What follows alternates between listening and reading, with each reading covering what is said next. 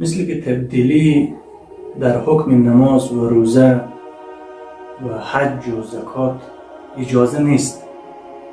هیچ مسلمانی اجازه نداره که نماز 3 وقت فرض کنه برای خود، روزه را 15 روز و احکام و فرایض و حکم الله متعال تغییر و تبدیل کنه. چرا؟ اگر تبدیل کنه بازی طاغوت میشه، یعنی خبیث‌ترین و ملعون‌ترین کافر میشه. همینطور که حکم نماز و روزه و حج و زکات و نکاح از وقت رسول الله صلی الله علیه و سلم تا روز قیامت قابل تغییر و تبدیل نیست، همین قسم جهاد و قتال و حکم دشمنی و براءت و بیزاری و کفار بعد از رسول الله صلی الله علیه و سلم و صحابه کرام تا روز قیامت قابل تبدیل نیست. همونطور که نفر از روزه و نماز و حج و زکات پیامبر انکار کنه سبب کفر است، همینطور انکار از جهاد و قتال سبب کفر است. چرا که حکم الله جل شأنه جهاد و قتال و دشمنی و براءت و بیزاری با کفار و طواغیت حربی است. هرگاه که کفار ایمان آوردن به اسلام داخل شدن، جهاد باز به اونا فرض نمی باشد.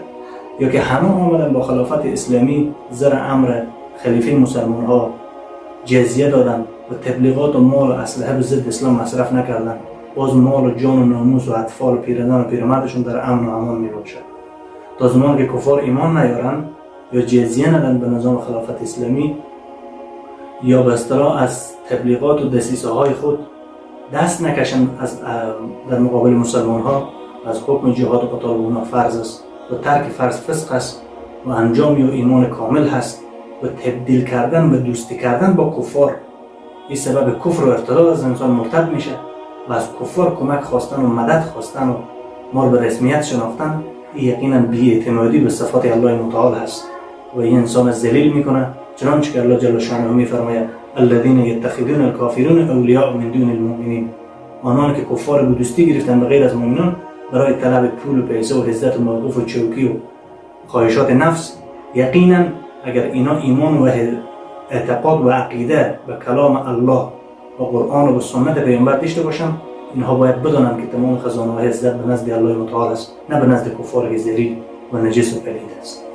پس مسلمان باید از کفر بیزاری کنه، زیرا 70% قرآن سیاست و نظام و حکومتداری و دشمنی و قتال و مبارزه و بیزاری با کفار حربی است و همه دعوتگرا باید از دعوت دادن در مورد گروه ها و جماعت ها و فرقه های کفری احتیاط بکنن.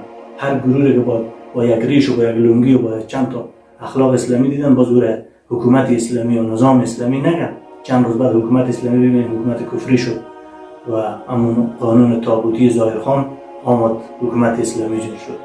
یعنی باید دعوتگران هم متوجه مسئولیت خود باشند، زیرا تصدیق دعوتگرا برای مردم آن دین می باشد.